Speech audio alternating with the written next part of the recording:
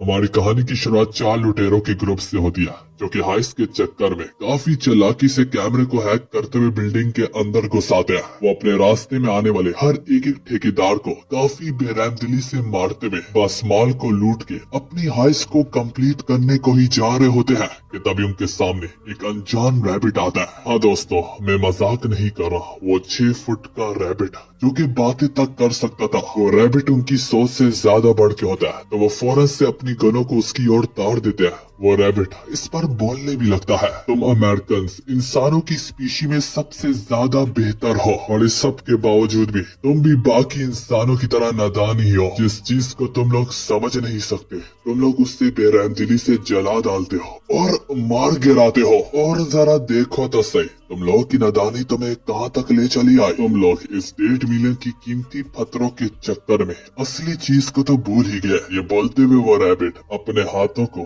कांच से कवर एक तलवार की ओर बढ़ाने लगता है। तो ये सुनते सारे उन लुटेरों में से एक काफी हैरानगी से बोलता है, 1 मिनट, आखिर तुम्हें कैसे पता कि हमें इस चोरी के 1.5 मिलियन मिलने वाले हैं। तो वो रैबिट काफी मुरझाए हुए लहजे से इसका जवाब देता है, क्योंकि वो चोरी की कीमत मैंने ही लगाई थी। अपनी बात को कंप्लीट करने के बाद वो उस कांच को तोड़ते हुए उसके अंदर से उस तलवार को बाहर निकाल देता है। वो तलवार काफी ज्यादा कीमती और चमकीली होती है। वो बताता है, वो समझाता है, वो कहता है इस तलवार का नाम है द डीमन नाइट स्पार्डा। ये कितना गिलोना मजाक है कि नर की दोज़ख की इतनी खतरनाक तलवार को एक घिटी पिटी सी जगह में एक कांच के जरिए बचा के रखा हुआ है। वो लुटेरों से सवाल पूछता है, सोचो अगर दोज़ख ना होती तो इंसान आखिर कितने ज्यादा गुनाह के ऊपर गुनाह करता चला जाता। ये काफी हैरानगी सी बात है कि वो सिर्फ और सिर्फ दोज़ख की दुनिया से ही डर कर अपने गुनाहों से दूर रहता है और वो दुनिया कोई और नहीं बल्कि मेरी दुनिया है। तो इन बातों से हमें इतना तो मालूम पड़ता है कि ये हल से आया हुआ एक डीमन है। उन्हीं लुटेरों में से एक आगे बढ़ते हुए कहता है कि रैबिट, तुम काफी ज्यादा बड़बड़ कर रहे हो पर मुझे इससे फर्क नहीं पड़ता।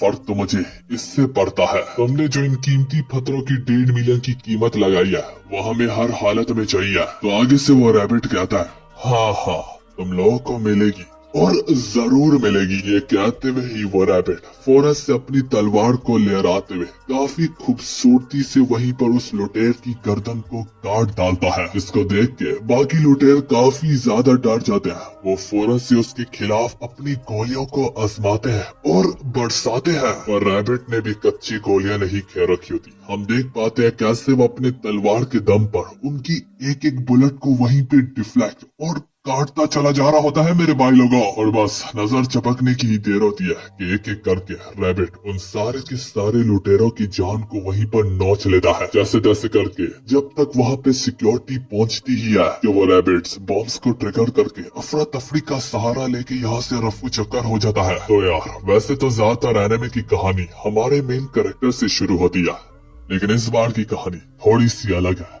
इस बार की कहानी हमारे दुश्मन से शुरू हुई है। सीन कट होके एक अनजान मदर और एक अनजान बेटी पे जाता है, जहाँ पे उसकी मदर उसके खिलौने का पीछा करते करते एक अनजान सुनसान गलियों में आ जाती है। और इससे पहले वो वहाँ से निकल भी पाती कि अचानक से वो अपने आप को कुछ अनजान डीमन से घेरा हुआ पाती है। वो चिल्लाती है और उसकी आवाज को कोई तो सुनता है, और इससे पहले वो डीमन उस अनजान औरत के दम को तोड़ भी डालते। इससे पहले काफी खूबसूरती से हमारा मेन कैरेक्टर दांते एंट्री मारता है, और अब हम देख पाते हैं दांते कैसे अपनी शूटिंग स्किल के दम पर तीनों की तीनों डीमंस पे अकेले ही ना के सब बाड़ी पड़ता है, बल्कि उनके काम को वहीं पर तमाम कर डालता है। वो मदर उसका शुक्रिया अदा करती है, और बस ये लोग जाने ही लगते हैं कि अचानक से हमारे मेन कैरेक्टर दांते को उस बच्ची के अंदर एक डीमन की परछाई दिखती है। वो चाहता तो वो वक्त पे उस बेटी का काम तमाम कर देता, लेकिन उसकी मदर की अफरा तफरी की वजह से वो ज्यादा कुछ ना कर पाता।